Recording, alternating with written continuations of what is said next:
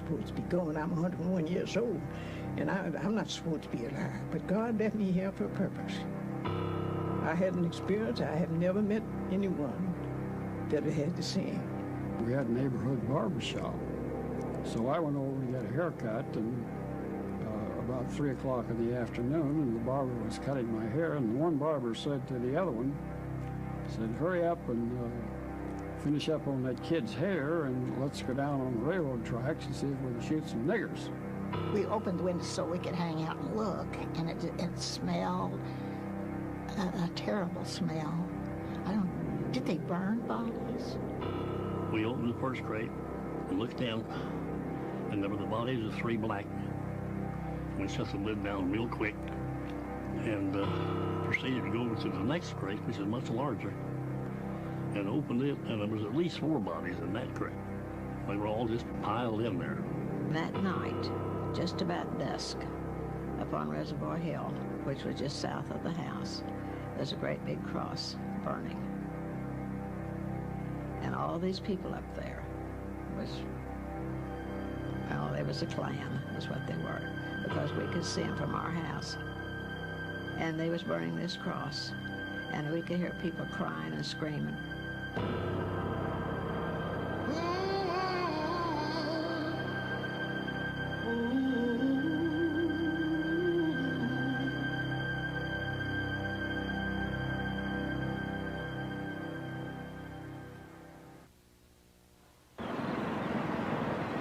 At the turn of the 20th century, Tulsa, Oklahoma, had the richest per capita wealth of any place on earth.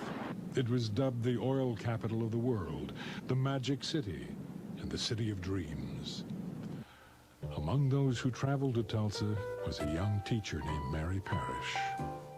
I came to Tulsa from Rochester, New York in 1918. I had heard of the town since girlhood and the many opportunities to make money.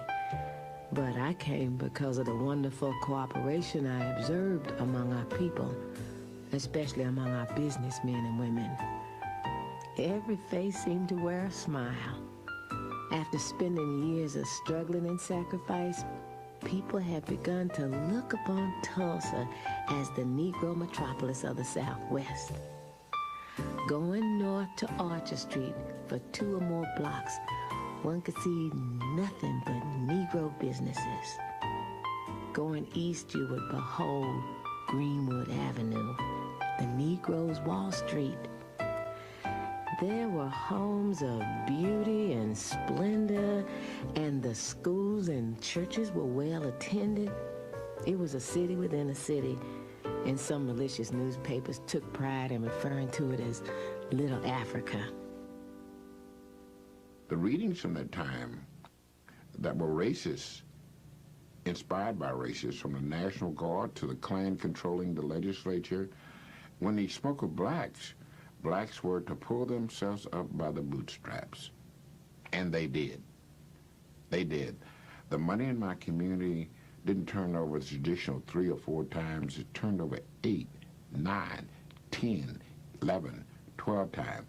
There was legitimate and illegitimate monies to be made that fueled that economy. So my community was the Vegas of the 20. It was roaring.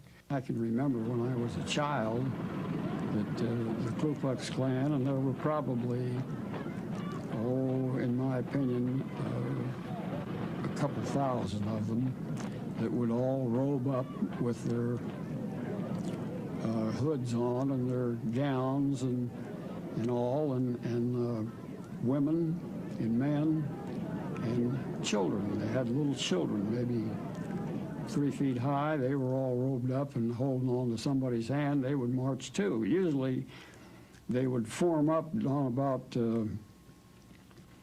7th Street and Main in there someplace, and then the police would clear all of the cars off of Main Street, and they would march and they would fill the street from curb to curb, and it seemed like thousands of them. There might have been 2,000, I don't know, I don't remember.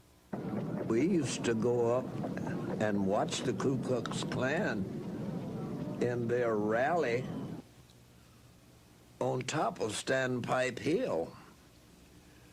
And they were in their white robes and their pointed cap attire.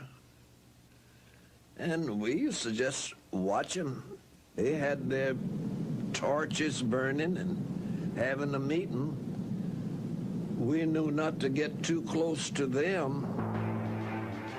The Klan was founded in 1865 to intimidate Southern blacks in the post-Civil War South. The reign of terror lasted 15 years, but as the movement died out, a legend, if not a lie, remained. Aging Civil War veterans told heroic stories of how the Klan had saved the South from domination by Negroes and Northern carpetbaggers. By 1915, there was no Klan in America.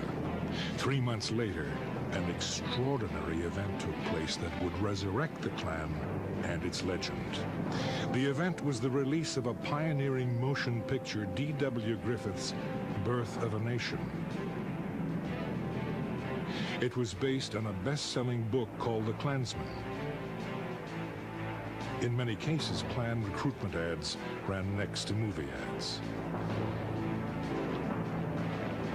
Birth of a Nation played to 50 million people, approximately half of the population of the United States. It played across Oklahoma with a tremendous run in Tulsa.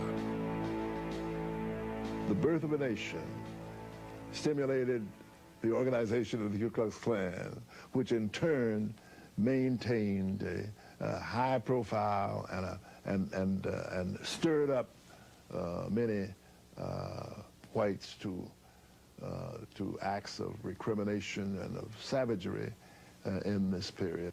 When you have thousands of white men coming back from World War I, bringing back Souvenir Lewis, Spandau, and Browning submachine guns, and a variety of other weapons that they brought back from the battlefield,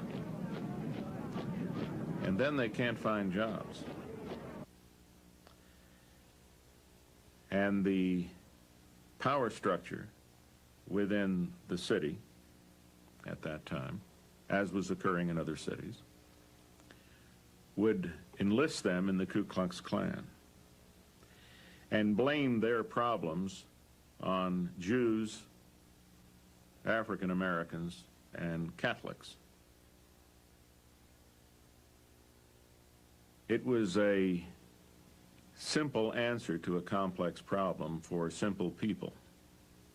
Meanwhile, they could stand in downtown Tulsa and look at the mansions in Little Africa, in the Black Wall Street, and seethe.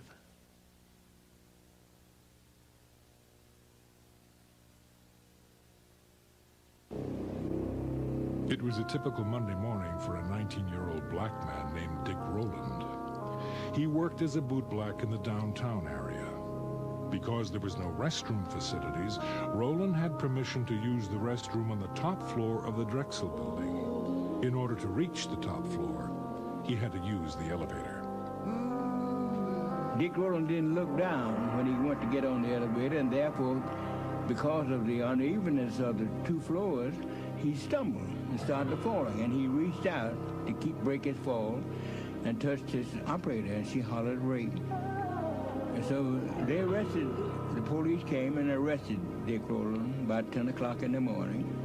And that afternoon, the Tribune came out and told what happened in the Blue Building. And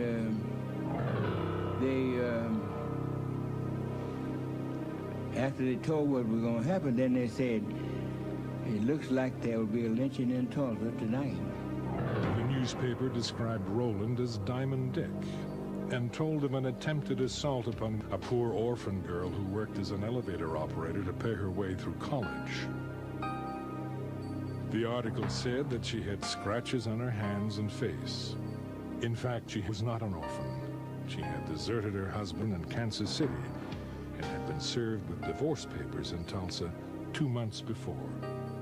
And she was neither scratched nor had torn clothes. The real incident isn't the incident in the elevator. The real incident is what happens over at the offices of the Tulsa Tribune, which was the city's daily afternoon newspaper. And we know there were a couple articles in it that talked about what happened at the Drexel.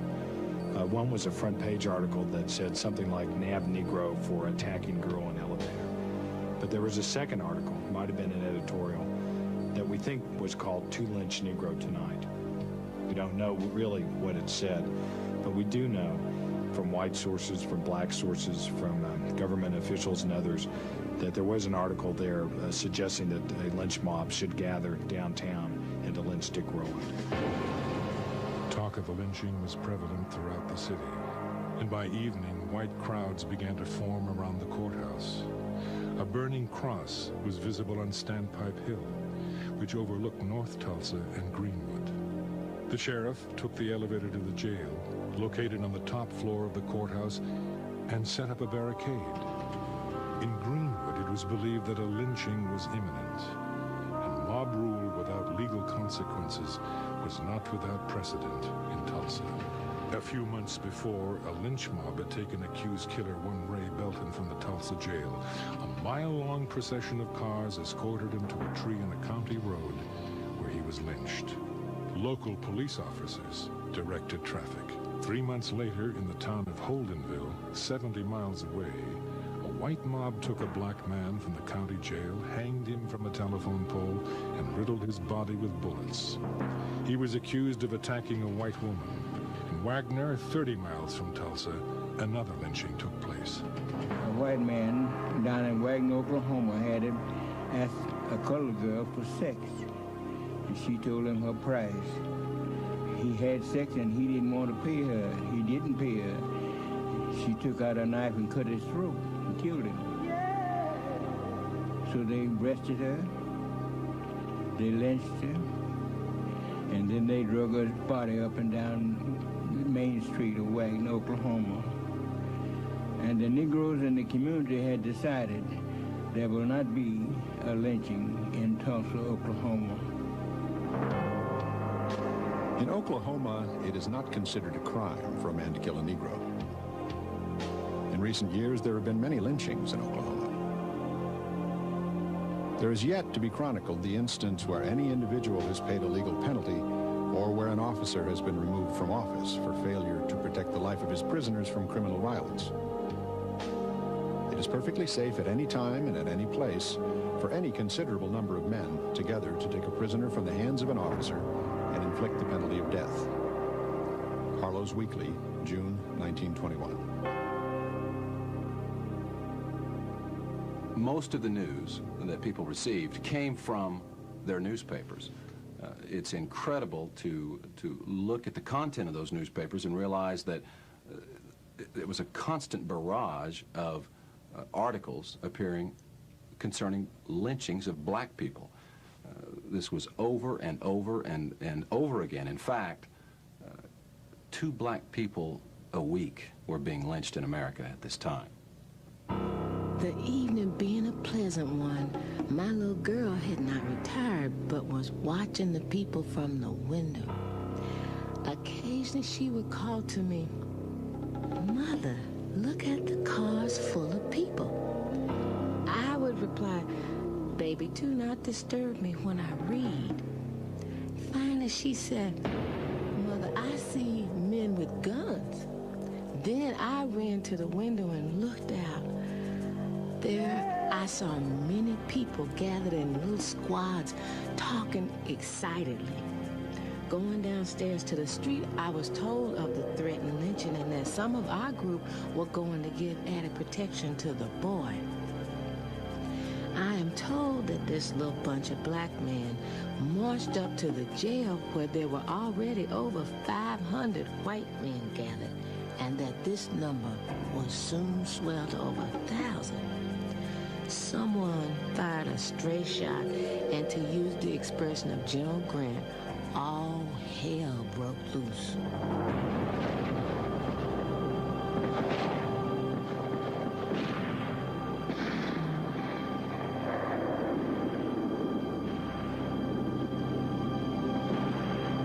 The first one was shot on Main Street, right in front of the biggest picture palace.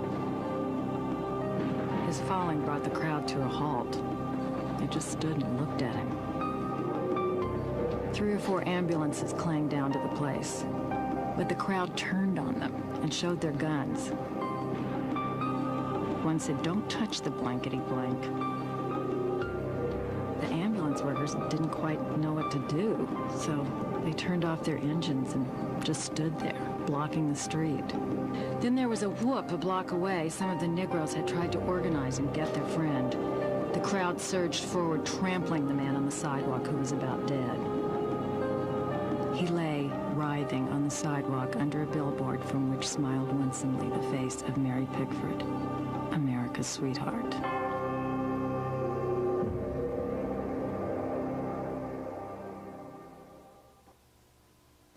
The atmosphere was festive as the police department commissioned 500 special deputies. These could best be described as Klan deputies. The only prerequisite was that they must be white. Most were not even asked their names or addresses. One black man was erroneously sworn in. It occurred to me I could get sworn in as one of the special deputies. It was easy. My skin was apparently white, and that was enough. After some 50 or 60 of us had been sworn in, a villainous-looking man remarked casually, even with a note of happiness in his voice, "Now you can go out and shoot any nigger you see, and the law will be behind you." The Ku Klux Klan mob, having largely been made up of veterans, began to militarily organize themselves. And they divided down into squads and ran a skirmish line along Archer. After watching the men unload on First Street, where we could see them from our windows, we heard such a buzz and noise that on running to the door to get a better view of what was going on, the sights our eyes beheld made our poor hearts stand still for a moment. There was a great shadow in the sky, and upon a second look, we discerned that this cloud was caused by fast approaching airplanes. It then dawned upon us that the enemy had organized in the night and was invading our district, the same as the Germans invaded France and Belgium. Looking south out of the window of what then was the Woods building, we saw carloads of men with rifles unloading up near First Street. Then the truth dawned upon us that our men were fighting in vain to hold their dear Greenwood, Mary Parish.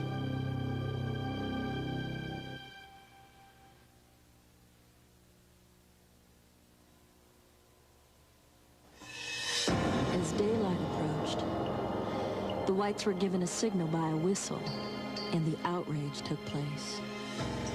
All of this happened while innocent Negroes were slumbering and did not have the least idea they would fall victims to such brutality. At the sound of another whistle, more than a dozen aeroplanes went up and began to drop turpentine balls on the Negro residences, while 5,000 whites with machine guns and other deadly weapons fired in all directions.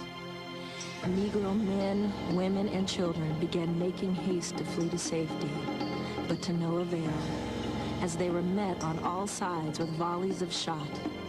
They were killed in great numbers as they ran, trying to flee to safety. Torchlights were used to burn up the Negro settlement. And in the meantime, they used large trucks loading up pianos, victrolas, and other articles that were left in the Negro homes. A.H.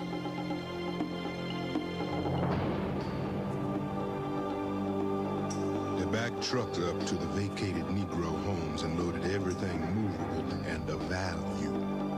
Every bit of money found on their persons was taken.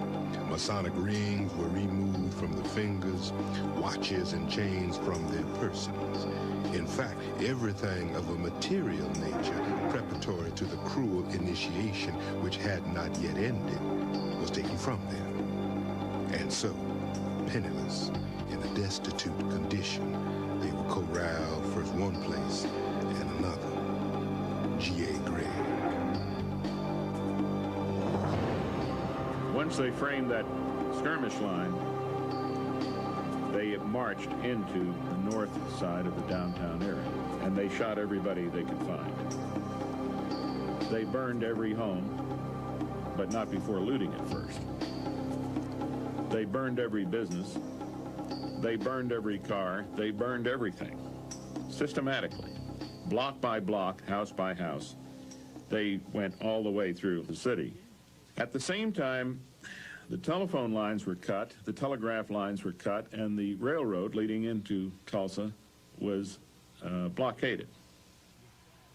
There was no way to communicate what was going on in Tulsa with anybody else because it was very easy to cut the city off.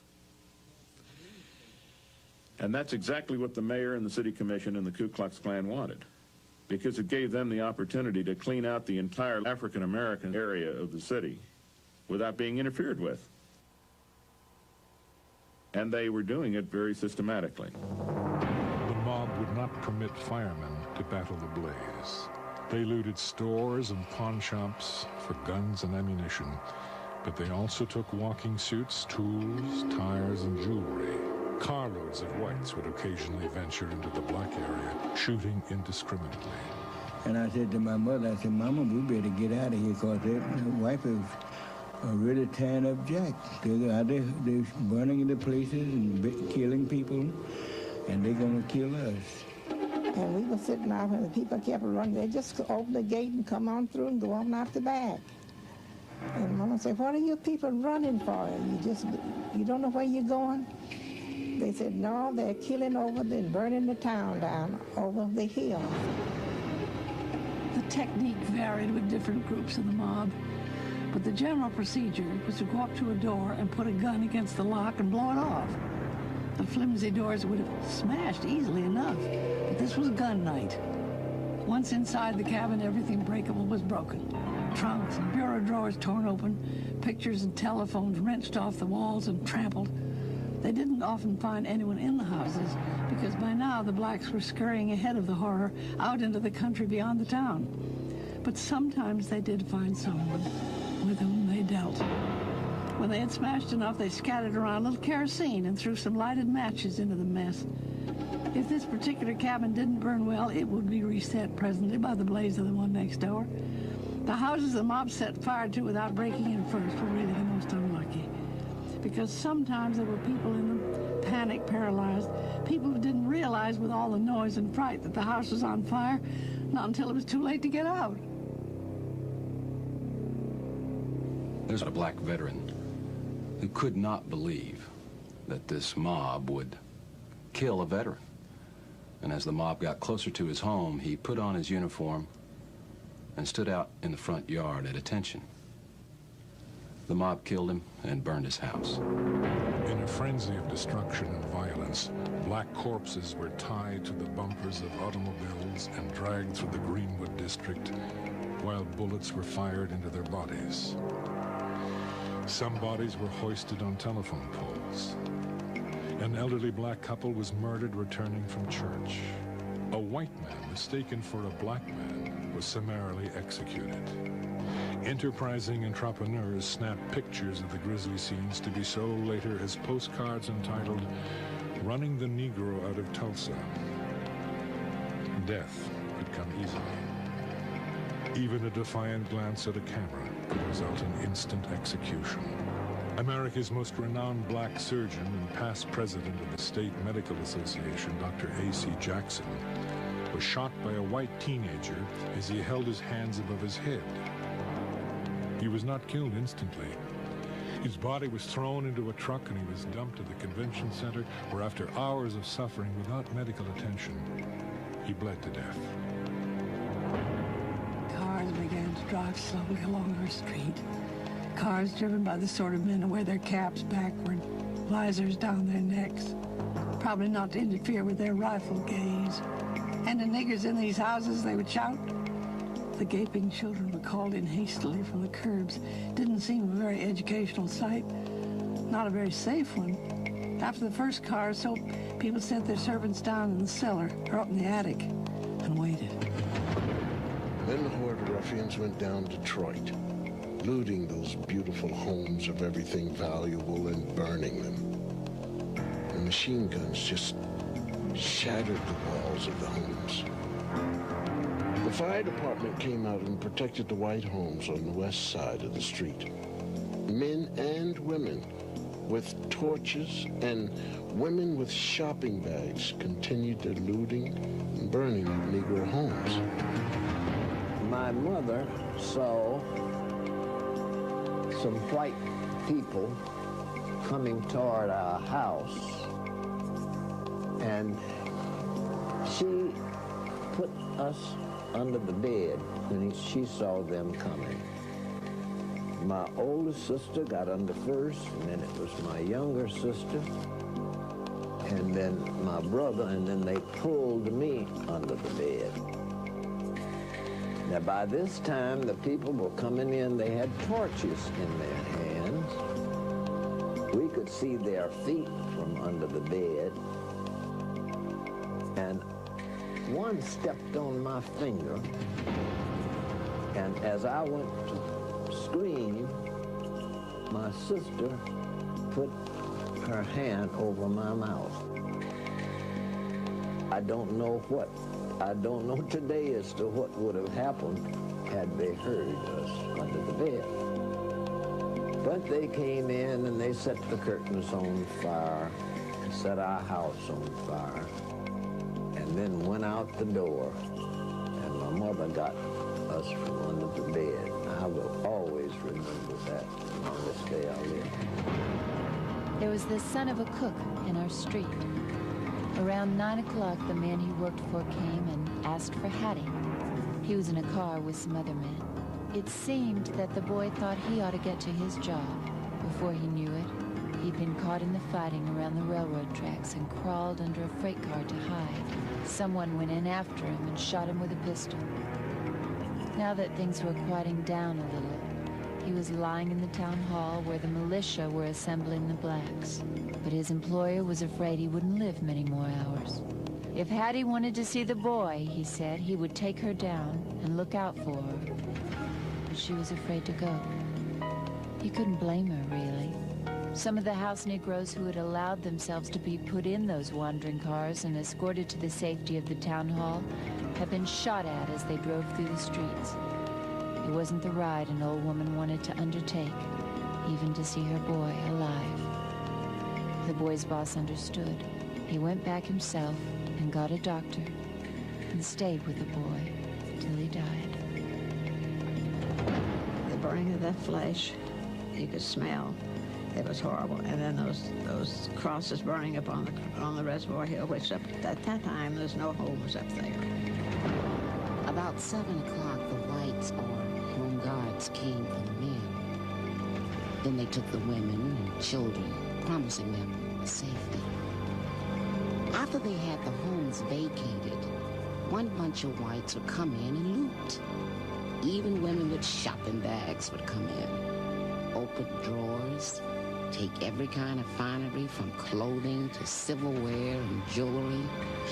Men were carrying out the furniture, cursing as they did so, saying, "These damn Negroes have better things than a lot of us white people." I stayed until my home was caught on fire. Then I ran to the hillside where there were throngs of white people, women, men and children, even babies, watching and taking snapshots of the proceedings of the mob. Some remarked that the city ought to be sued for selling them damn niggers' property so close to the city.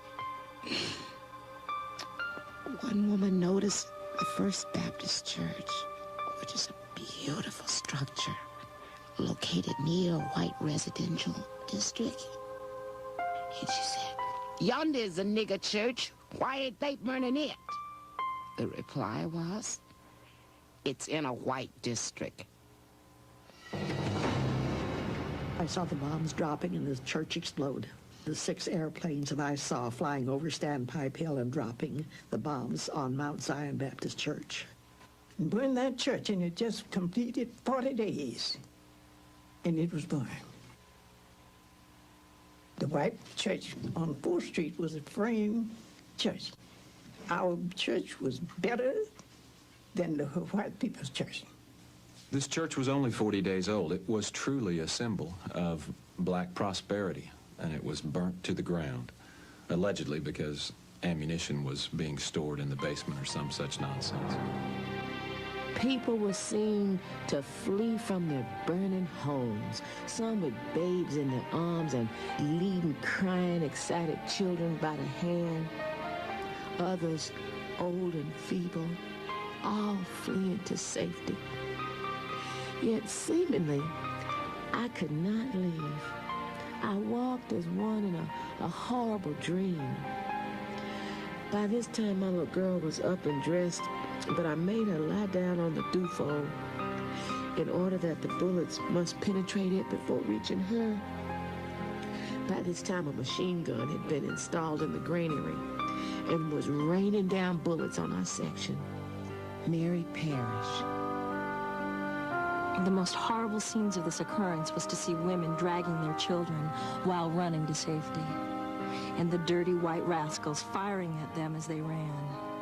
Some of them were pursued for more than 12 or 15 miles, and some never returned. Negro hospitals with numbers of sick were burned, and many people perished in the flames, not being able to get to a place of safety. Women were chased from their homes, naked, with clothes in their hands, and volleys of shots fired at them as they were fleeing. Some with babies in their arms. A.H. As I neared Standpipe Hill, I could see homes on Eastern and Detroit burning, and also discovered that the enemy had located on the hill and that our district was entirely surrounded. We thought that we were leaving the firing behind, but found that our danger was increasing, for a machine gun was located on the hillside. They came over and they had machine guns up there, and he was manning the machine gun, and he and his companions, they were shooting down on the people. They had machine guns up there, shooting at us. My husband and I, when we came out, they were shooting at us. We didn't get any shots. They killed one of our fine doctors. I can never forget a family who started out and had the misfortune to lose one wheel off their wagon and therefore had to get out and walk. In that numbers was a mother and a father with a 6-month-old infant. Such a fine and healthy baby. The father would run along and carry it a while, when the mother would take it until she was tired out. When they both were just about exhausted, the father cried out, "Will someone help us?"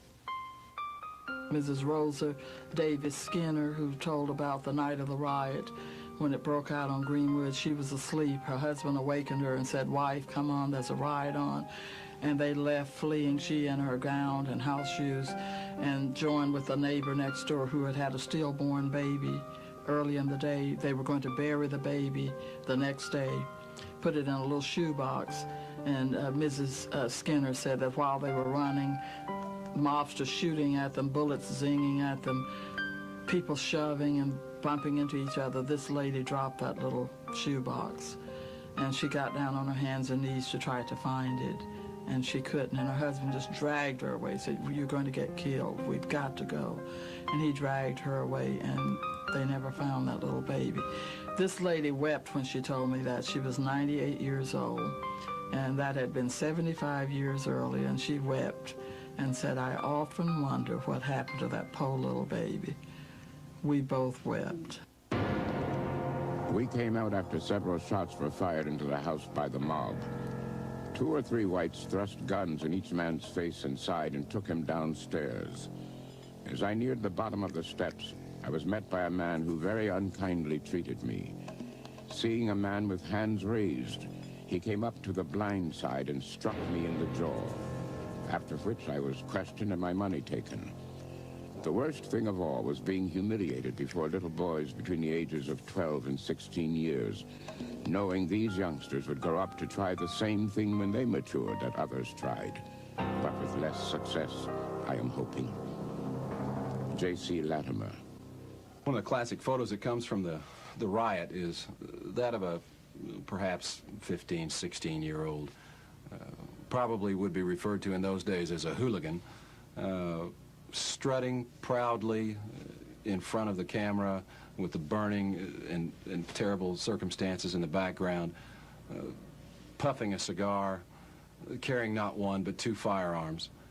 As you look at that picture and you think of what's going on around him, you can't help but hope that he will be taught a lesson about life's justice.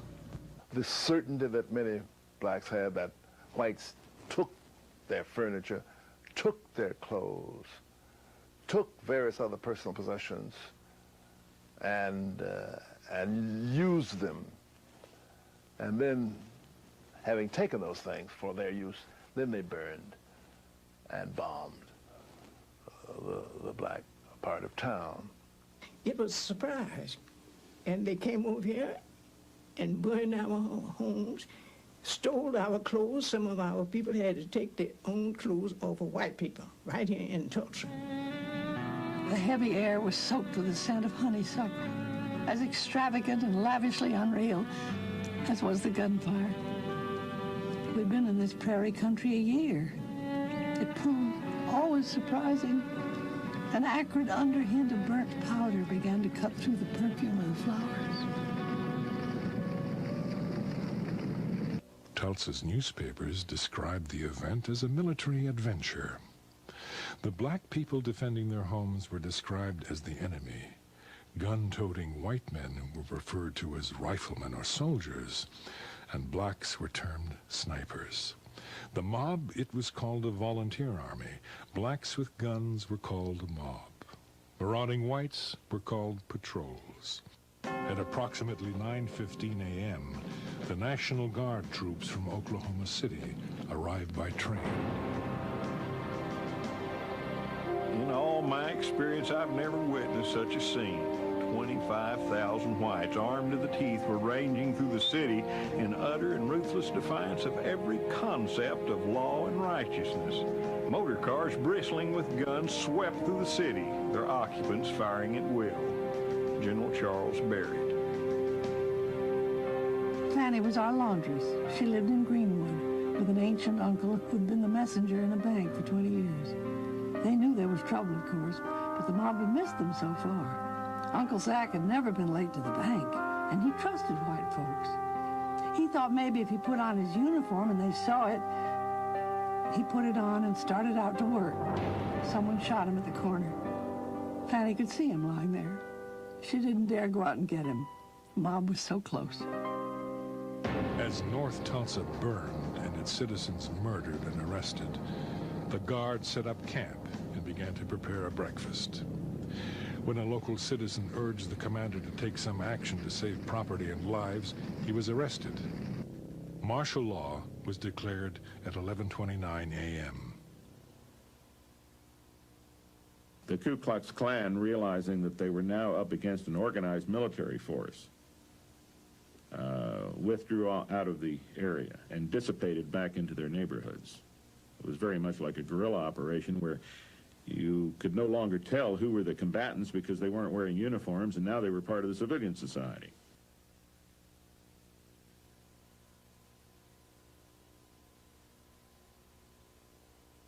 Detention areas were set up at a local park, the convention center, and the baseball park. Every African American had to fill out and carry an identification card, which had to be signed by a white employer and approved by a local official. If approved, the prisoner was given a ribbon that he or she had to wear. The ribbon read, "Police Protection." Failure to wear the ribbon resulted in immediate arrest and confinement. A black person could only be released from detention if he or she was vouched for by a white person.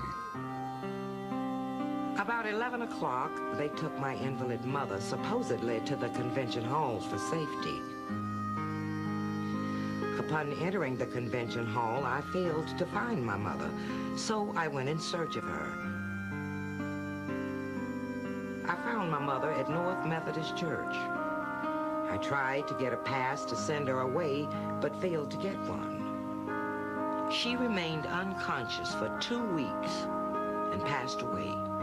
I feel that this damnable affair has ruined us all. Carrie Kinlaw. We hadn't heard from my father. And although I was 6 years old, I remember quite well the anxiety that all of us felt. Where's my daddy? Where's my husband, mother would say, and so forth. And so we had a period of agonizing waiting, and that was an awful, awful experience. And it was several days, I don't know how many, in the absence of telephones and radios and that sort of thing. We didn't know, we had no way of finding out. And so after what seemed to have been an endless period of time, we received a letter from my father saying that he was all right. He told us that he had been in detention at Convention Hall, and that he had nothing except what he had on his back. The prisoners, mostly women and children and the elderly, were marched through the streets with their hands above their heads.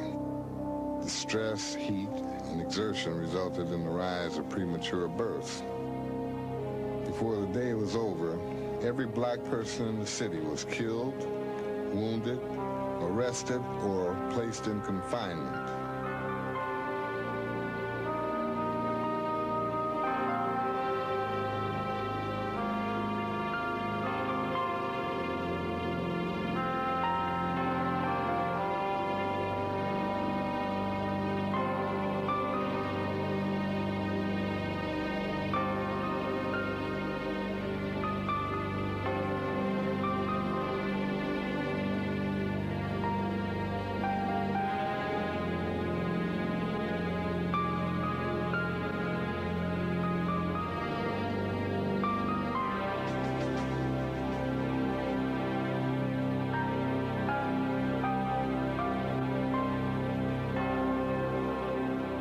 Many of the middle-class whites actually hid many of the African-American domestics who worked for them at great jeopardy to them.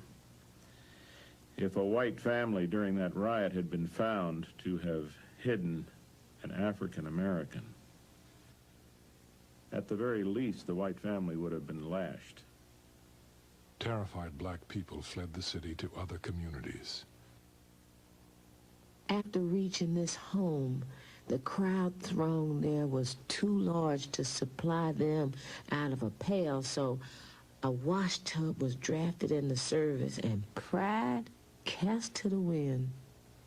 We were so famished and our lips parched, the children crying for a drink, that this was the best tasting water we could remember of having tasted. Mary Parrish. We had an engineer for the Frisco live behind us, and he would give us a day by day how these people were walking down the railroad coming toward Claremore, then coming toward Chelsea, then coming toward Veneta. They were just like the rest of the hobos. They came to our back door. And they had lots of them with baby buggies, no men at all women, lots of old women. On and on we went toward the section line, the crowd growing larger and larger. The question on every lip when a newcomer from town would arrive was, how far had they burned when you left town?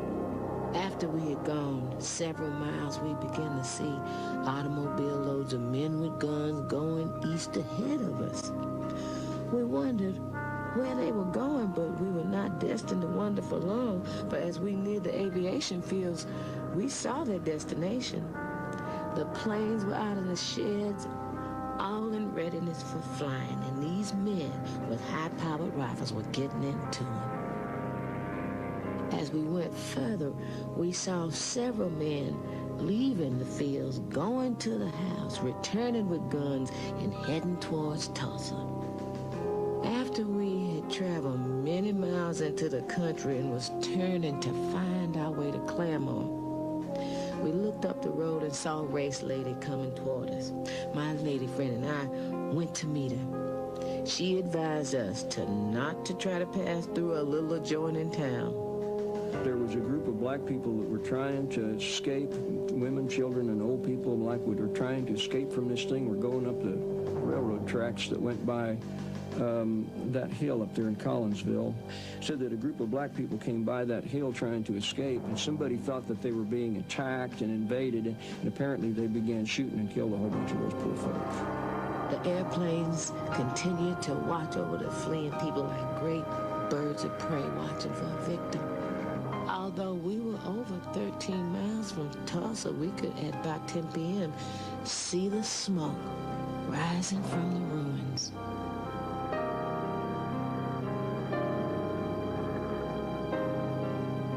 The next morning, we were informed that Greenwood had been burned. It was then that I shed my first tears. A truck arrived for us about 9 o'clock, and we started for Tulsa. We did not enter through our section, but we were brought through the white section. Can you imagine the humiliation of coming in like that, with many doors thrown open, watching you pass? Some with pity, and others with smiles. And when a bunch of the colored folks that they were marching down Elgin, I would see them coming, and I'd kept my BB gun under the front porch at that time, and I would run down and grab the BB gun and stick the barrel out through the lattice work and pop the National Guardsmen. And of course, they'd bounce like this and look around, and of course, I was careful enough that I wasn't going to hit anybody in the head or anything like that. These two brothers, the youngest two, they were kind of smart alecky, and they thought, you know, they'd stir up a riot or stink or something. And I can remember standing behind them and crying when my dad just hauled off and backhanded one of them in the back of the head because he was going to take a gun. And he wasn't going to shoot at the people, he was going to shoot up in the air. And I remember my crying and saying, begging him not to do it. And my dad, you know, was telling him he wasn't going to do that to those people. They was only trying to get away themselves. Soon we reached the Black District, which was so beautiful and prosperous looking when we left. There we found to be piles of bricks, ashes, and twisted iron representing years of toil and savings. We were horror-stricken, but could not shed a tear. At that hour, we mistrusted every person having a white face or blue eyes.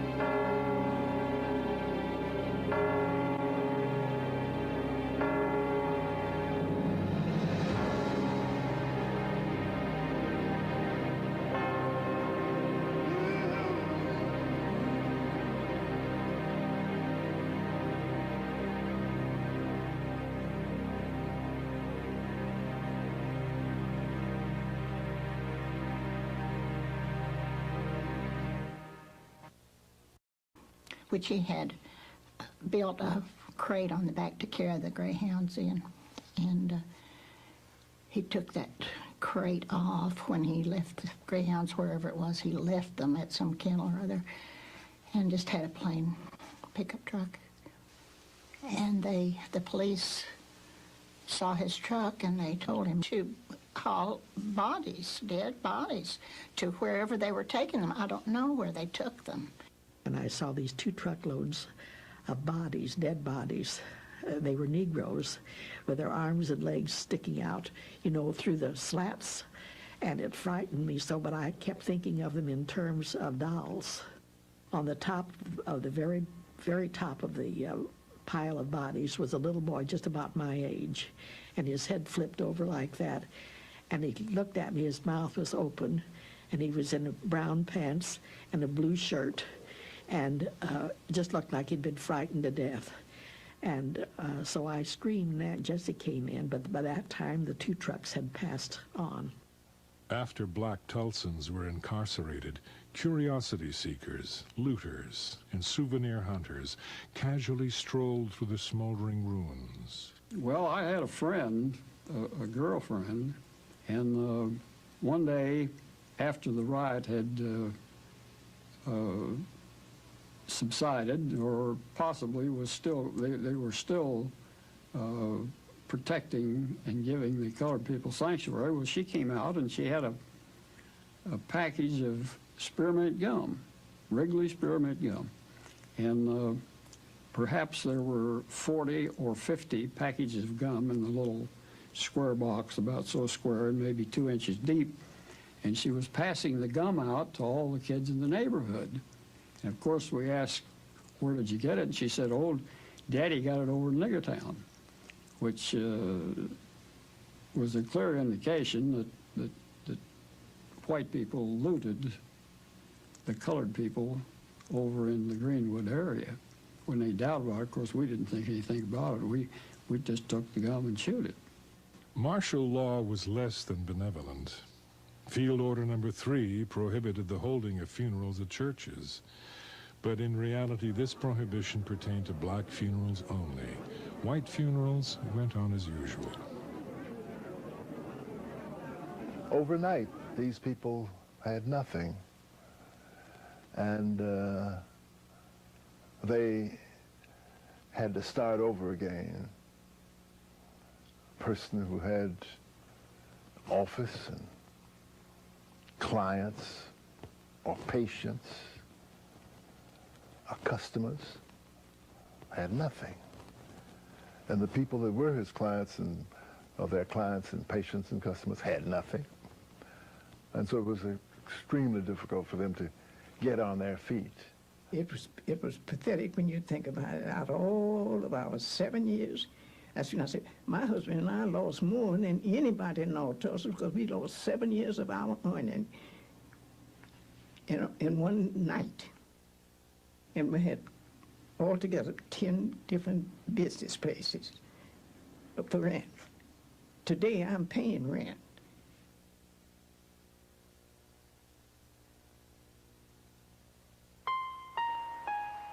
Few black Tulsans had insurance, and those who did had clauses which voided the policies in case of a riot. Those making a claim had to prove that the city or state government was negligent in protecting their property. An impossible burden because the victors had already begun to rewrite the history and insulate themselves from blame. An all-white grand jury placed the blame for the Holocaust squarely on the black population. Also blaming the black population was Tulsa's white churches, the Chamber of Commerce, and of course Tulsa's white newspapers. In this old nigger town, there are a lot of bad niggers, and a bad nigger is about the lowest thing that walks on 2 feet. Give a bad nigger his booze, his dope, and a gun, and he thinks he can shoot up the world. And all these 4 things were to be found in nigger town: booze, dope, bad niggers, and guns. The Tulsa Tribune makes no apology to the police commissioners or to the mayor of this city for having pled with them to clean up the cesspools in this city. Tulsa Tribune, June 4th, 1921. Incredibly, after all the yellow journalism that had been published at the time about the incident and prior to the incident by white-owned newspapers, the one indictment returned by the grand jury of a newspaper was against Mr. A.J. Smitherman, one of the most influential black citizens in Tulsa, owner of the black newspaper. And that comes after his offices, his newspaper offices, were destroyed and burned in the riot. He left Tulsa and never returned. Cities across America offered assistance. But Tulsa officials turned down all the offers under the guise of handling the problems themselves. From a 10-room and basement modern brick home, I'm now living in my coal barn. From a 5-chair enamel barber shop with 4 workmen and a porter to a razor strap and a folding chair on the sidewalk. Didn't have one thing left and never received a dime. Up until this day, they never. And it ought to be added in order there to be made pay. Even the children that suffered. Our children have suffered because their parents lost everything they had, and the children weren't able to get along, and they were doing fine. The Red Cross took donations and performed an admirable job with little help from government officials. Returning to the Red Cross headquarters, I found rows of women, men, and children waiting their turn to receive clothing, such as was obtainable. And the thing that I could not understand was why these innocent people who were helpless as babes were placed under guard. Nevertheless, heavily armed guards were all around the building. Some were kind and manly. Others were beasts dressed in uniforms. I went upstairs into the clothing room in a quest of a change of clothing for my little girl.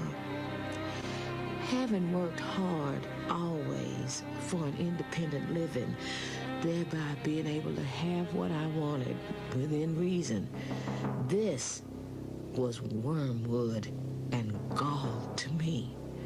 Just to be standing around waiting to get a change of secondhand clothing. But what could I do? What we had on was soiled. They being all we had, and I was not yet permitted to go to town and purchase more. The primary rooms of the Booker Washington School were converted into an emergency hospital. I can never erase the sights of my first visit to the hospital. There were men wounded in every conceivable way, like soldiers after a big battle. Some with amputated limbs, burned faces, others minus an eye or with heads bandaged. There were women who were nervous wrecks in some confinement cases. One mother was thoughtless as to burden her infant for life with the name of June Riot. Mary Jones Parrish.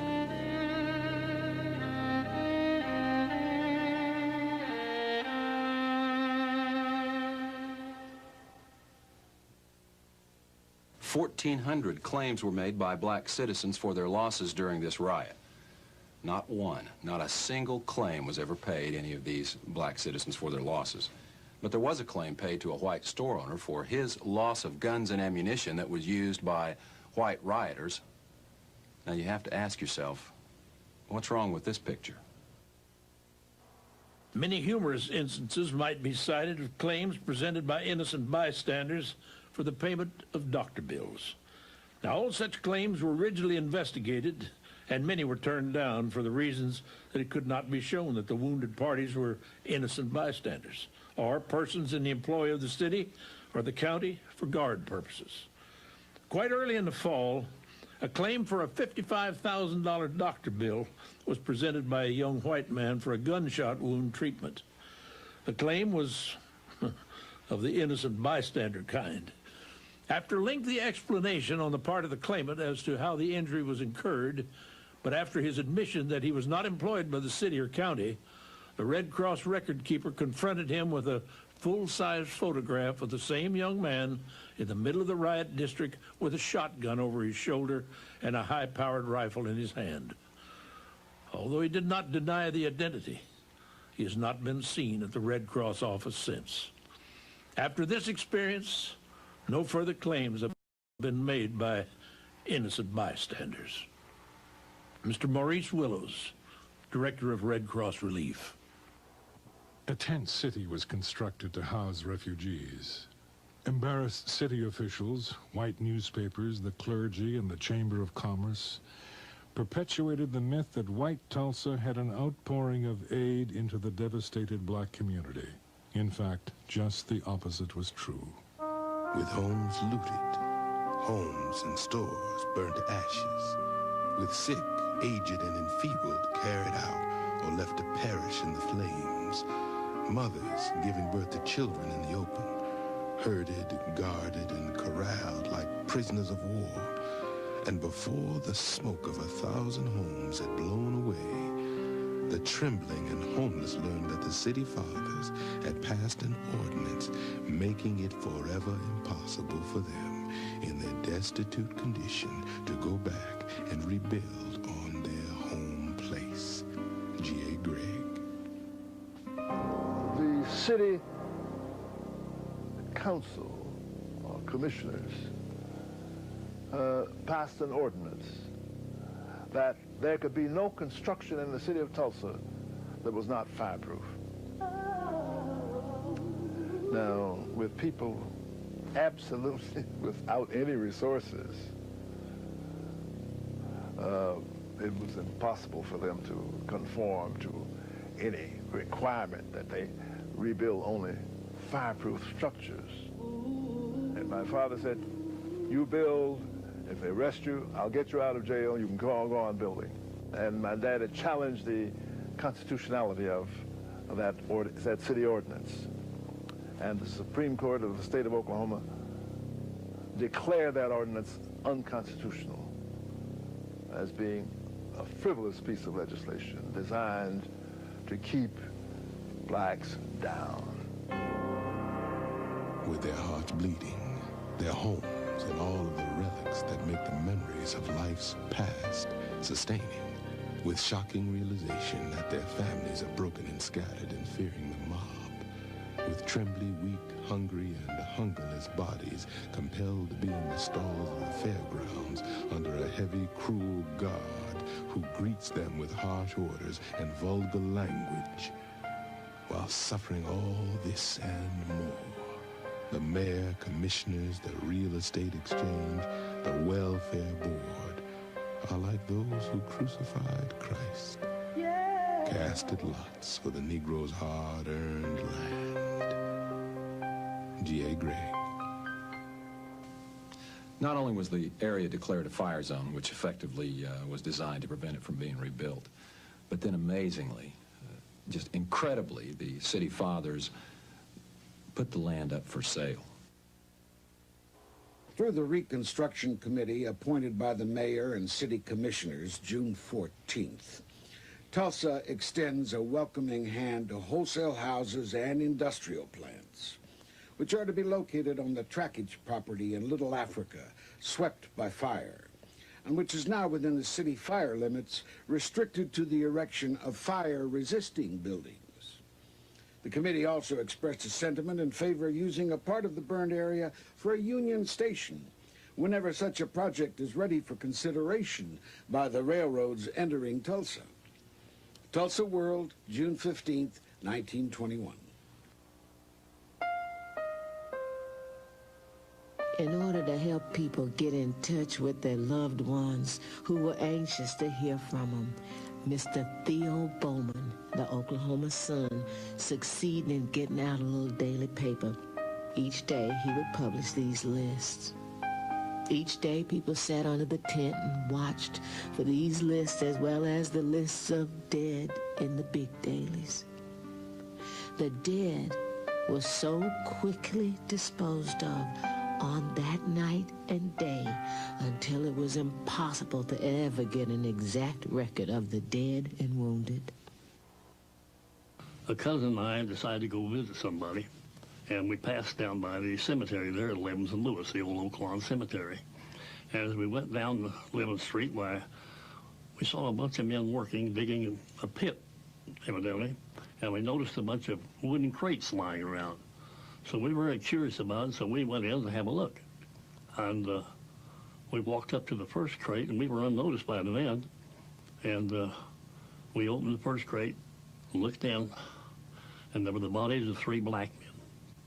We shut the lid down real quick and proceeded to go over to the next crate, which is much larger, and opened it, and there was at least 4 bodies in that crate. They were all just piled in there. And by that time, the men noticed us and ran us out. The Red Cross estimated that 300 people were killed. The official death toll was placed at 36. Terrified witnesses told of bodies being disposed of at city incinerators, the Arkansas River, and local strip mining pits. When one witness was asked about the difference between the Red Cross totals and the city's official count, the reply was, there is no statute of limitations on murder. I had a friend of mine named Bill Wilbanks, who at that time was a captain in the Tulsa Police Department. And he called me and he said, would you come down to the police academy? I'd like to show you something. And I said, sure. And I dropped down to the police academy, and he was cleaning out some files. And underneath the bottom drawer were several pieces of paper that were clipped together with a rusty paper clip. With the rusted paper clip rusted to the paper, the papers had not been separated in years. What you had was a description of casualties that were what we later refer to as KIAs. And there were 300 plus on these 6 pieces of paper. There is absolutely no question in my mind that of all of the horrible race riots we've had in this country, Watts, 1968, Detroit, 1942, none of them have even approached the casualty levels of Tulsa of 1921. There was definitely a cover-up or a suppression of the material. For example, the article, the inflammatory article, "To Lynch Negro Tonight," has vanished, disappeared. It's not in the Oklahoma Historical Society, it's not in the newspaper archives. In the microfilming of the Tulsa Tribune records, it's been excised and can't be found. Now, some people would, and have, said down through the years, why research this, why bring it up? It can do no good. And in fact, there has been some threats of real danger and possible harm to those who would explore the situation and would look at it again. I'm not so sure that in many minds, black and white, that the cover-up was helpful in gaining some equilibrium. Whites need to be comforted that they had done no wrong. Blacks need to be comforted that no new wrong could happen to them. So, but those two things companioning themselves created this conspiracy of silence. 1,200 homes were destroyed. Another 320 were looted. Over 4,000 people were left homeless, and over 1,000 spent the harsh winter in tents. No one was ever imprisoned for his or her actions. Charges against Dick Rowland were dismissed. No one knows what happened to him or the elevator operator.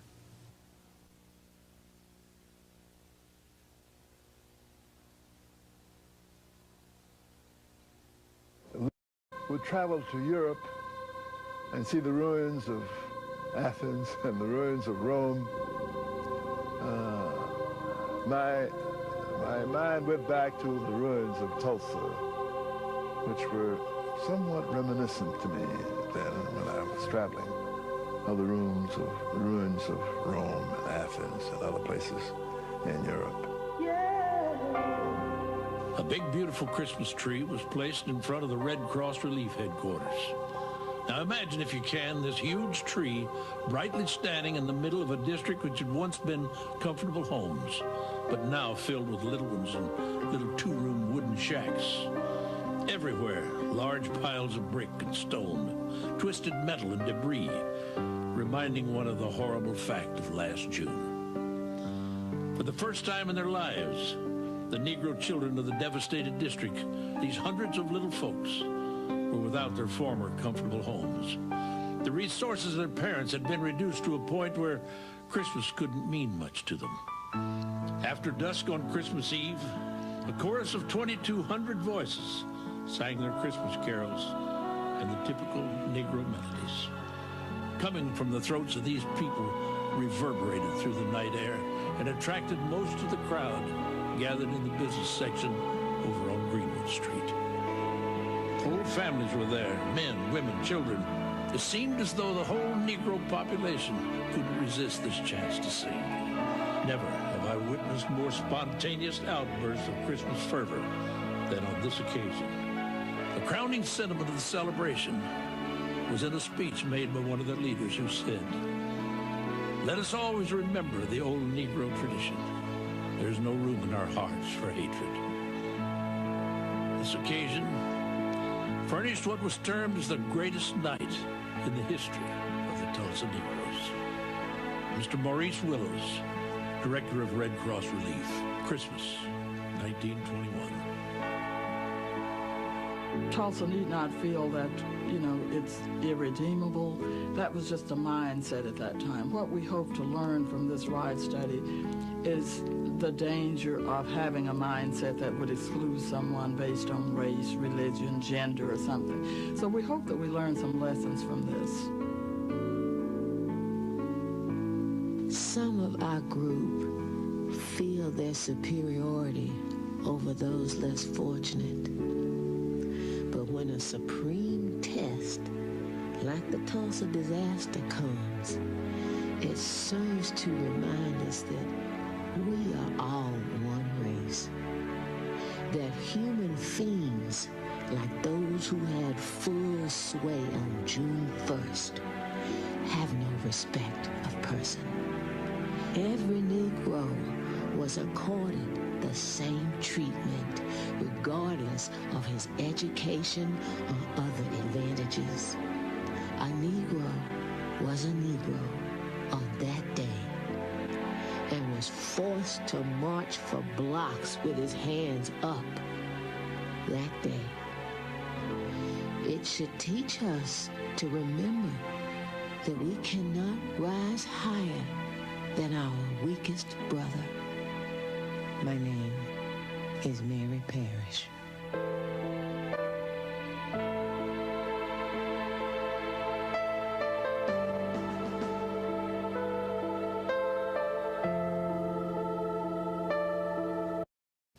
In 1921, one of the most devastating massacres in U.S. history took place in Tulsa, Oklahoma, the 1921 Tulsa Race Riot.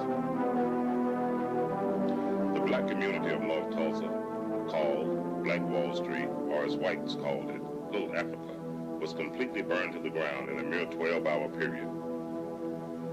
Over 1,300 businesses and homes were destroyed and completely ruined. 10,000 people were left homeless in the night, and to this day, no one knows how many people actually died.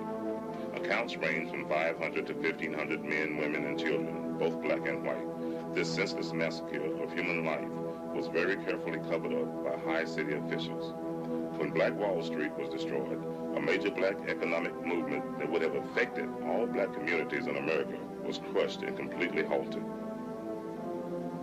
Black Wall Street was the most prosperous and most thriving black community in America during these times. It defined the word nepotism to its ultimate form. These highly organized blacks worked together in the same manner the Jews, Japanese, and Iranians worked together in this day and time. Black Wall Street was so prosperous that white oilmen would come across to the black community to borrow large sums of cash in order to keep their businesses afloat. This very powerful black movement would have had an effect on blacks all across America, socially and economically, but 3,000 card-carrying Klansmen would not allow that to happen.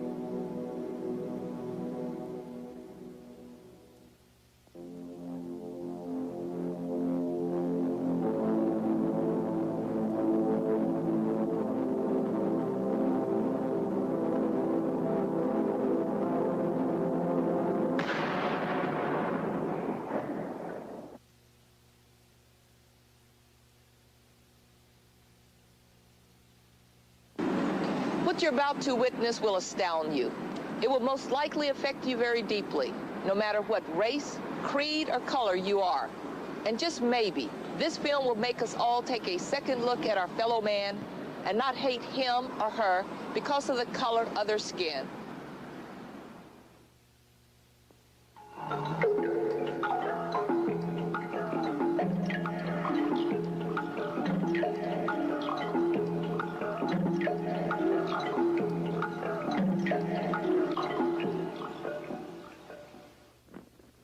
This is an actual account of the worst race riot in United States history.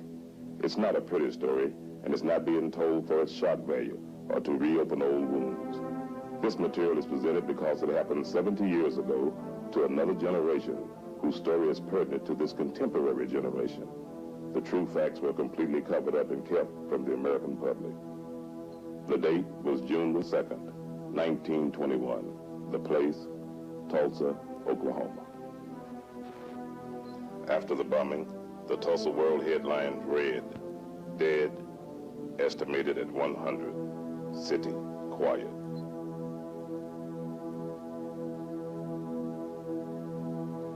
One of the bloodiest race riots in the nation's non-military history had begun. The spark for the tinder was ignited on Monday, May 30th, 1921. Here's the story.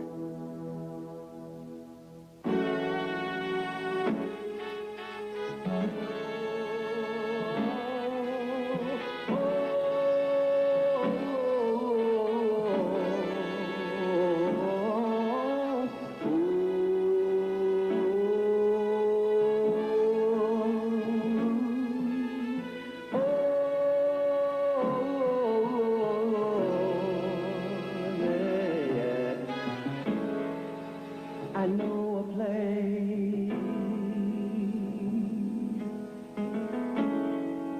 that was sure to go.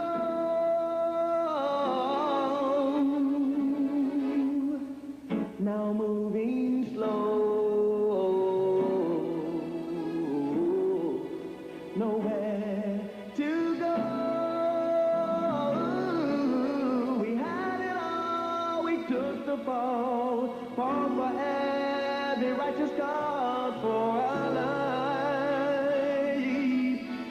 Oh, oh, we had it all, we paid the cost. Countless lives that we love for our life. Oh, like Wall Street. During the early 1900s, Archer Street was intentionally designed to divide the city's north from the south side of Tulsa. Blacks were forced to remain on the north side, and whites enjoyed their separatism on the south side. Laws were passed to make sure that whites and blacks remained separated. Anybody who wishes for the good old days probably doesn't remember what the good old days were really like. Because in 1921, the nation suffered from coast to coast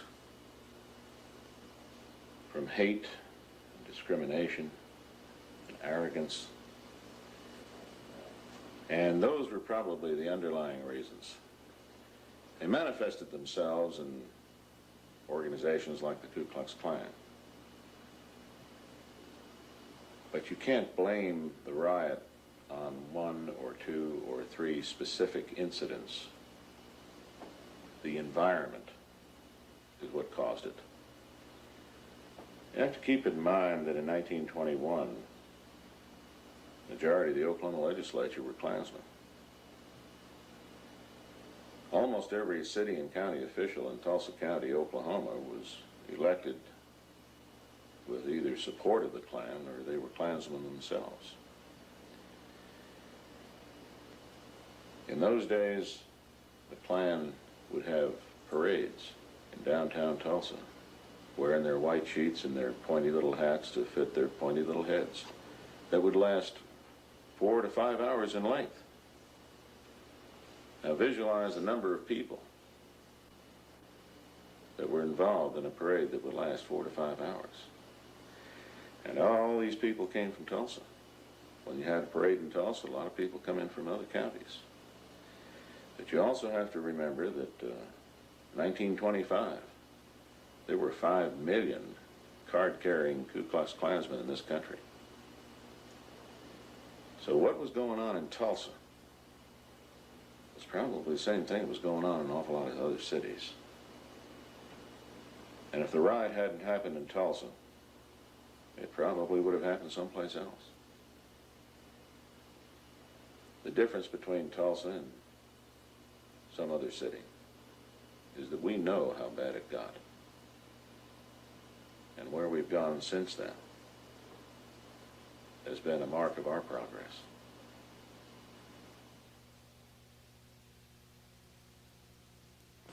As I sit here, I wonder, with blacks fighting for equal rights and integration in other parts of the United States at that time, was it really a good idea for blacks living in Greenwood to integrate? But what happened by 1921 was not so much what happened on the black side, but what happened on the white side of the city. Because you had a lot of veterans coming back from Belleau Wood and Chateau Thierry and the Argonne Forest, and they couldn't find jobs. And a lot of these were white, uneducated, lower economic class folks. And when they came back to Tulsa, the Klan milked that resentment that they held for those black, prosperous businessmen. And the Klan did the same to them that the Nazis did in Germany in 1933. As a matter of fact, it's kind of interesting. You can make an analogy here that is historically profound. We had a microcosmic experience with the Nazis. The Nazis in Germany in 1933 blamed the Jews, and they persecuted the Jews, and they segregated the Jews, and they created ghettos for the Jews. And that's how they built their power, but they built their power on the disenfranchised and the disenchanted Germans.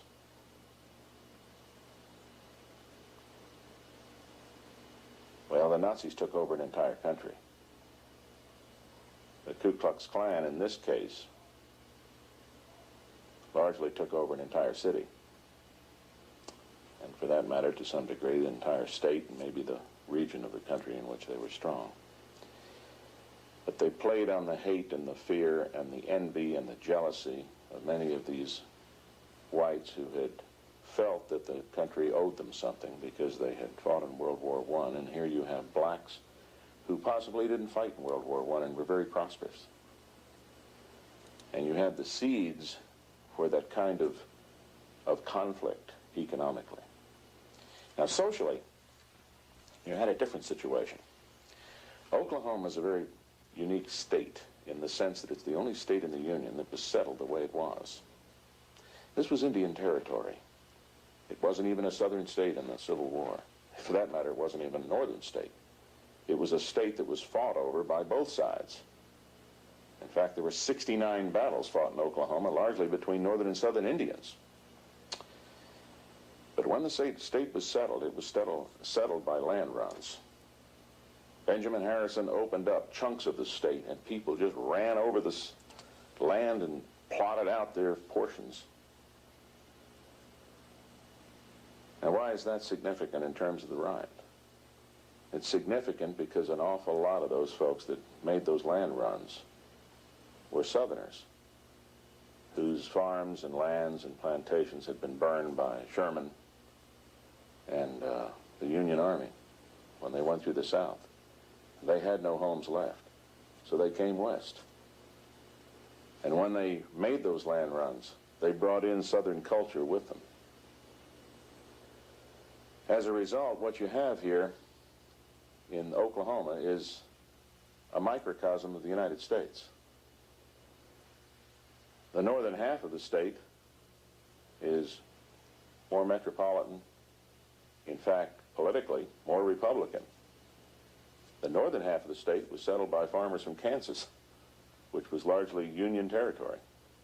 The southern half of the state was largely settled by folks from the south, Louisiana, Arkansas, Texas.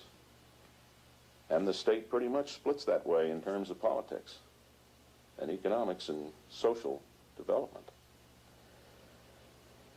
But when you add that extra economic jealousy and envy to it, the Ku Klux Klan had a breeding ground. And that's the reason they were able to hold parades that lasted 4 to 5 hours at a shot. There were an awful lot of people that were more than willing to hate blacks because they represented something they wished they had. Little Africa was possibly the most prosperous area that blacks had ever collectively developed any place in the world. Oklahoma was regarded as one of the cleanest states in the nation and cherished its reputation as being called God's country, or the Bible Belt of America. Nothing could be further from the truth. Well, as I first stated, my husband predicted this that Sunday night at church. Them days we had BTUs. They about cut them out now, and we don't have no BTU. But he made a public statement and told them that this was going to happen. But we didn't know. We hadn't seen no sign. But after church and after we went home, several men, young men and stuff, you know, they get all shook up and everything. We had a good, dear policeman at that time. We called him Barney Cleveland, Uncle Barney. He was down there trying to corral them because the trouble was arising, and we didn't even know that, with this black man and this white woman. And they down there showing out down to police station and all, and he was riding this big old horse, and he was telling them, you know, it wasn't going to be none of that. But they had guns and everything, and some of them come clear out as far as Latimer Street. That's where we lived. And running by that, men, get your guns. Get your guns. Blood's running on Greenwood like water. My husband said, that's just a lie. That's what he said, excuse the word. But he told me, he said, don't get disturbed about that. Said, they running along with them guns and shooting and going on. And said, in the morning when they need them, they're not going to have no ammunition, and the white folks not going to let them have it. They won't give them nothing. So that's the way it started off with us. Well, naturally, women always get excited. And but we didn't have any children then, and my husband, he was consolation for me. He's the one who saw the vision. I didn't see it, but he knew he had seen something coming. So he told me, said, Rosa, this is it. Send them, said, those men that's clowning. Said they won't have a bullet to shoot in the morning, and white people won't let them have none. So we went on to bed. And he said, you go to bed, I'm going down here and see what they're doing. He ran down on Greenwood. Come back, said they ain't doing nothing, just clowning. He talked about them down there with their guns in their hand. And policemen was trying to corral them. So he said, well, we'll go to bed. He said, but don't tell them what's going to happen. So we did. And he woke me up about daylight that morning. He said, we got to get up and go. The white people had put a machine gun on that big hill right up there and pointed down on all of us down in here. And they was shooting like this, the barrel of gun that way. One man that walked and sold vegetables every day, I can't think of his name now, he was shot up there just a block from our house. What you see here is the very famous Mount Zion Baptist Church, a congregation that survived the 1921 riots and managed to rebuild on the exact same location where it was bombed and completely destroyed exactly 70 years ago. In 1921, a man's word was his bond. You measured the masculinity of a man by how much he kept his word. The congregation of the Mount Zion Baptist Church sticks in my mind because a year before the riot, the black congregation took out a 20-year mortgage and built this brand new church. And the Klan burned it to the ground. But instead of running out on their mortgage, instead of telling the bank, you're just going to have to take your losses, that congregation took out another 20-year mortgage and paid off both mortgages simultaneously. And that's character. There were other heroes, too. Many of the whites in the southern part of the city had black employees. And those employees had become almost extensions of their family. In fact, a lot of Tulsans were raised by black domestic employees. And when the riot erupted, many of those families hid those blacks in their basement at great jeopardy to themselves, because if the Klan had ever found out that a white had hidden a black in their basement, the white family would have been persecuted, if not horsewhipped. Probably the two most singular heroes out of the riot was the Tulsa County Sheriff and the Tulsa County Black Deputy Sheriff. Willard McCullough was the Tulsa County Sheriff at that time, and he was the only sheriff in the whole state that had black deputies. His chief black deputy was Barney Cleaver. And you got to keep in mind, when that riot erupted around Tulsa County Courthouse, there weren't more than maybe a dozen deputies in that building. And Willard McCullough stood on the south steps of the Tulsa County Courthouse and told a mob of several thousand Ku Klux Klansmen who were heavily armed that he was not going to release Dick Rowland. Barney Cleaver stood on the north steps of the county courthouse and told the black crowd that they weren't going to release Dick Rowland. Well, you put yourself in the position of a white county sheriff in a southern state in 1921, facing several thousand Ku Klux Klansmen, and you don't have more than maybe a dozen deputies to back you up. And Barney Cleaver's on the north side of the courthouse telling a black crowd the same thing. I don't know much about Barney Cleaver or Willard McCullough before or since then, but I can tell you this. On May 31st, 1921, they became, maybe earned the right, to become world-class cops. My husband told me, said, we got to go. And I said, no, I don't want to go. I don't want to go out there. He said, yeah, you got to go. See, remember, he had told the people he couldn't hardly get me out of the house. So I gave him a little argument about it, but I had to go. And I just had on my barefoot sandals and had a head rag on my head.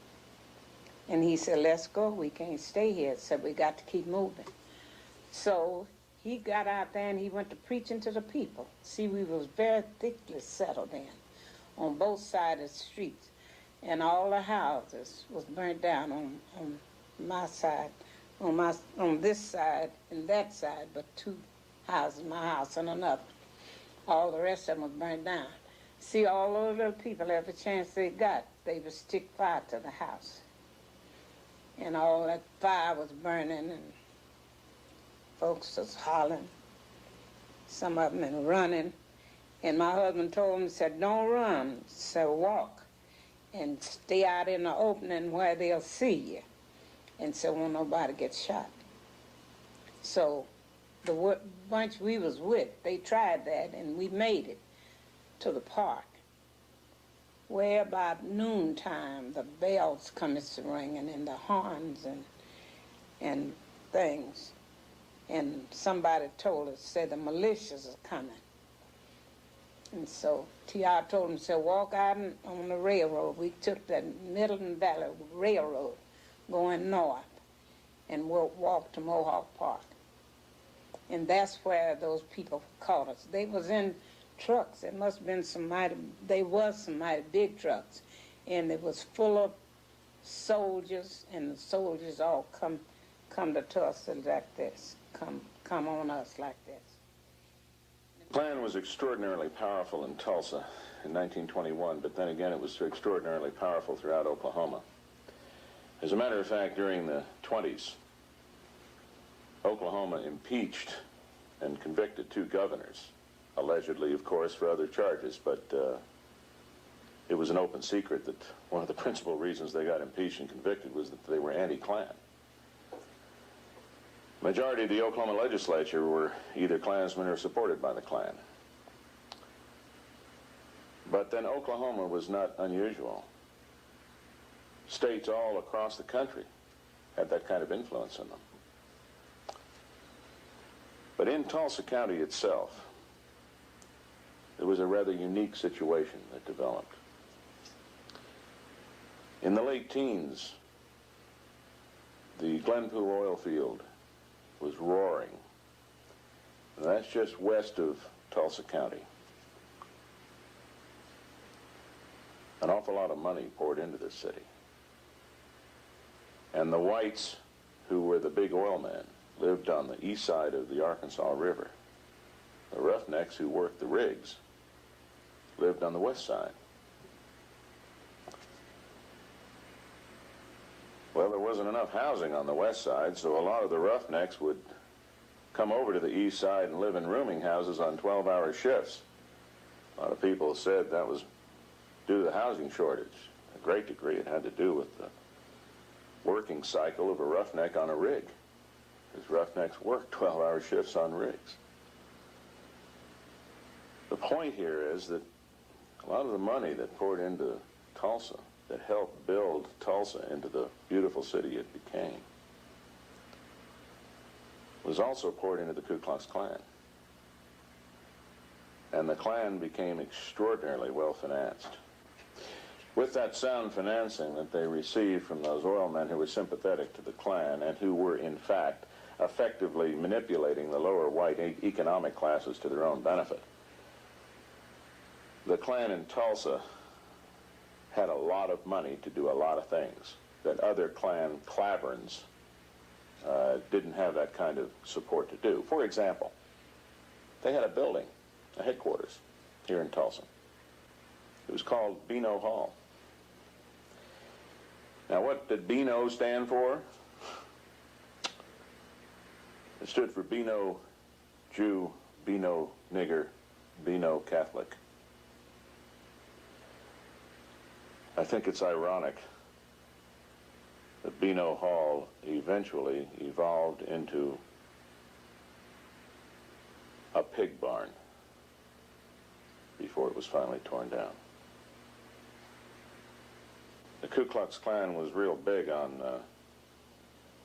providing character guidance, attitude adjustment, and behavior modification on anybody they disagreed with. Not only including blacks, but whites who they regarded as violating their standards. It wasn't uncommon for a white person, for example, who might have been going out on his wife, to be hauled out of his house one night and tied to a tree and flogged by men dressed in sheets. Many blacks, however, were lynched. They were lynched by such organizations as not only the Ku Klux Klan, but the Knights of the White Camellia. There were all kinds of super secret little organizations that were self-appointed vigilantes.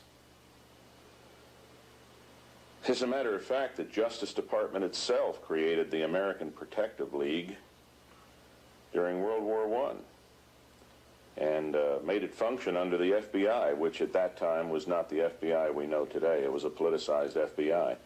But the American Protective League was largely an organization of volunteer civilian white men designed to ferret out any individuals of Germanic descent in Tulsa County and watch them to see if they conducted any espionage or pro-Kaiser activities during World War I. The American Protective League was formally disbanded after World War I, but that will give you an idea of the kind of mentality that existed then. But to address your question, yes, there were lynchings. And to give you an example, several weeks before the Tulsa Riot, in Wagner, which is a small town east of Tulsa, a black man had been arrested on a minor charge and incarcerated in the Wagner County Jail. And that night, the sheriff, or the guard or deputy, whoever was responsible for the jail, conveniently went out to get a sandwich, just as a crowd of people dressed in white robes entered the jail, took the man out, put a noose around his neck, wrapped the other end of the rope around the bumper of a Model T Ford and dragged him down the middle of Wagner, Main Street. And that sort of thing didn't just happen in Oklahoma. That sort of thing happened across the country. And there were many lynchings before the riot, and I'm sorry to say there were many lynchings after the riot. But there weren't any lynchings in Tulsa County after the riot that I'm aware of. The men come throwing away the guns, over in the trash. Every time I think about them men throwing them guns away, I laugh about it.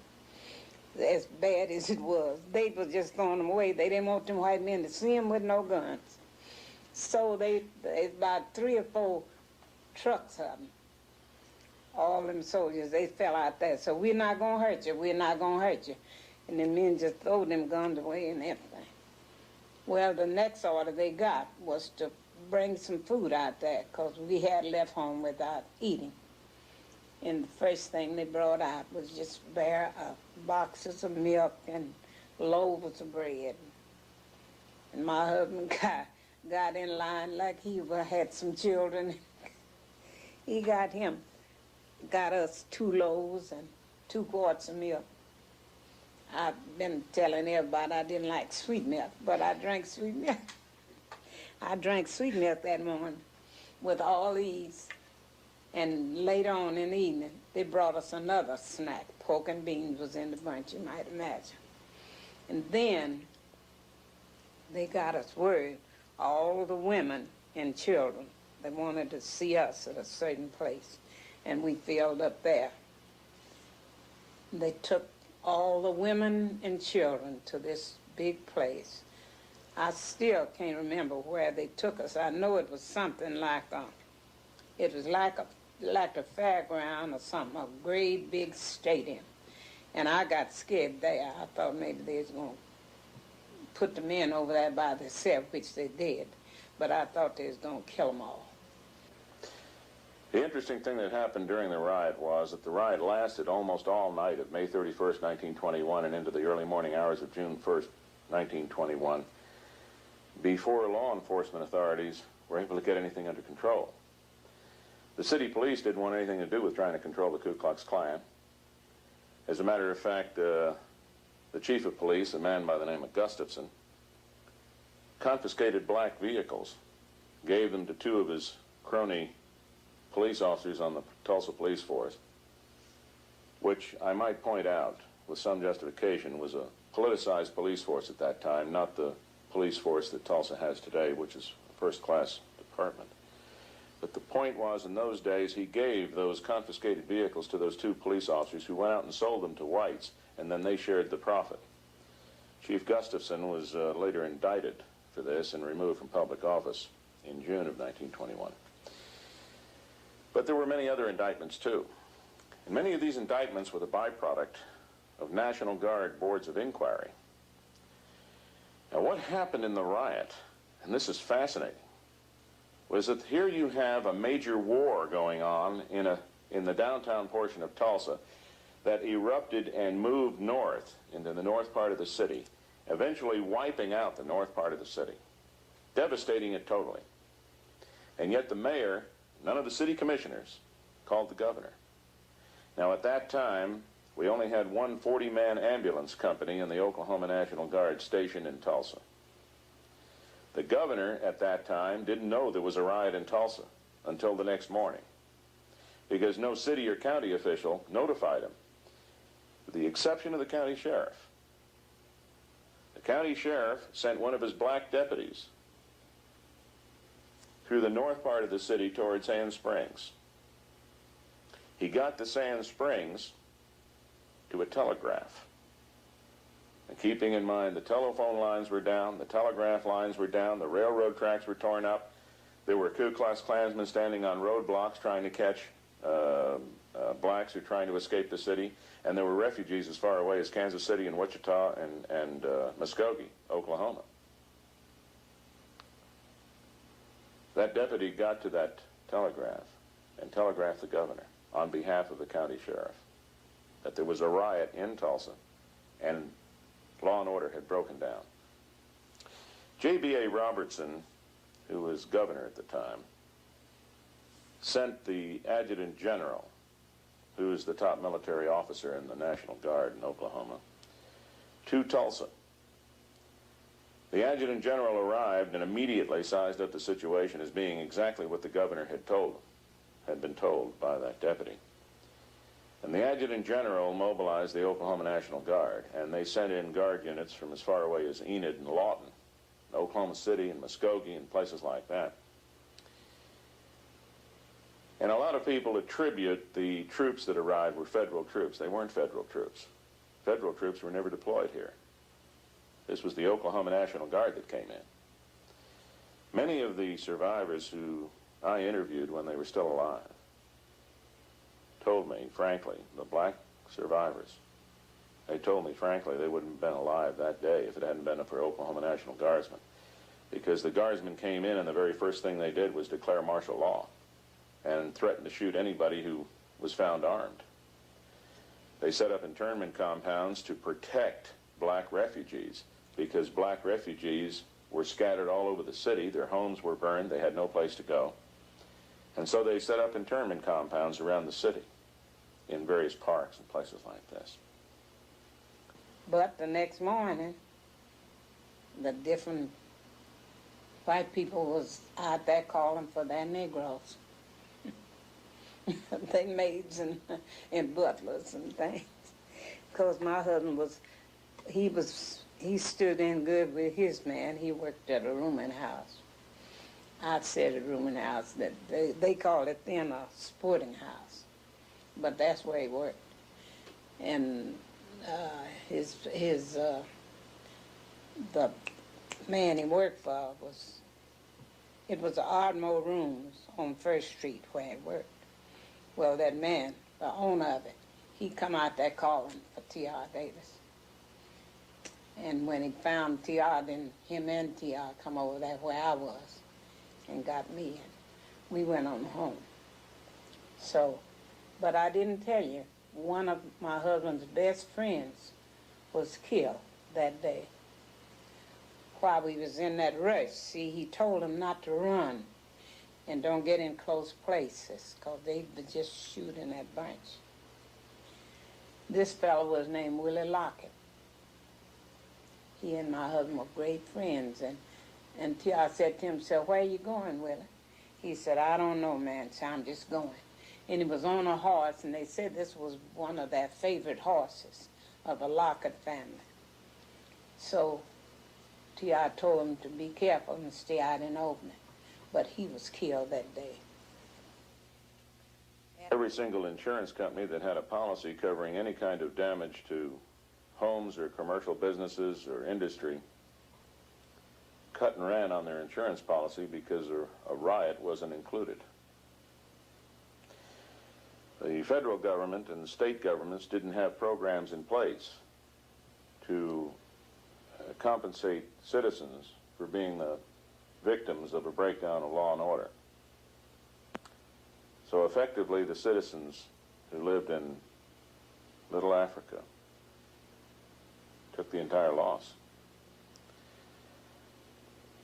The problem was that when we're talking entire loss, we're talking everything. There was no FDIC then. They might have had their money in a bank, and if the bank was burned and the money stolen, there was no way to recoup it. Jewelry stores in Little Africa were stripped clean. Furniture was taken out of homes. Everything was gone. And the homes were burned to the ground. So when we're talking about refugees, we're talking about refugees that had nothing left except what they carried on their back. Yes, was a good friend of mine. She and her husband, they gave birth to a little baby that night, and you know, I guess they didn't have nothing to put it in because there wasn't no conveniences. They put it in a shoebox, newborn baby. But some people, you know, some people that day, you couldn't stop them from running. We had to walk because that was our safest way. But these people was running, and seemed as though that they set this box down where this baby was and to rest because people got awfully tired and they couldn't find it. It was stillborn, already dead. But they didn't want to throw it away. They wanted to take it home and then have the funeral. But they didn't get to. And there was so many things that taken place that day. Now we lost our best doctor the next morning. But they told me that he had, he stood somewhere there in one of those buildings down by the, where that little 3 Cardinal place is on Greenwood. You know, it's a ruined house on that side, and you know, something like that on this side, and then the brickyard. Well, they said he stood along there, and he just mowed quite a few of them down. There were witnesses that an airplane crossed the black community by air and something was thrown out of it. There were explosions. The problem is that you don't have a cause and effect direct relationship, because Tulsa was piped by natural gas in those days, as it is today. And many of the homes were already burning. So from a more precise perspective, there isn't hard proof that a plane came over the black community and dropped bombs on the black community. However, there have been a couple of things we've been able to establish. There was a plane over the black community. There were things thrown out of it. There are some interesting conclusions you can reach from some of the available evidence. First, it wasn't a government plane. There were only about a half dozen planes in the state at that time that belonged to the government. There was no Air Force then. The Air National Guard didn't exist. And there were about a half a dozen biplanes at Fort Sill. None of them took off the ground during this period. But this was the period of barnstormers.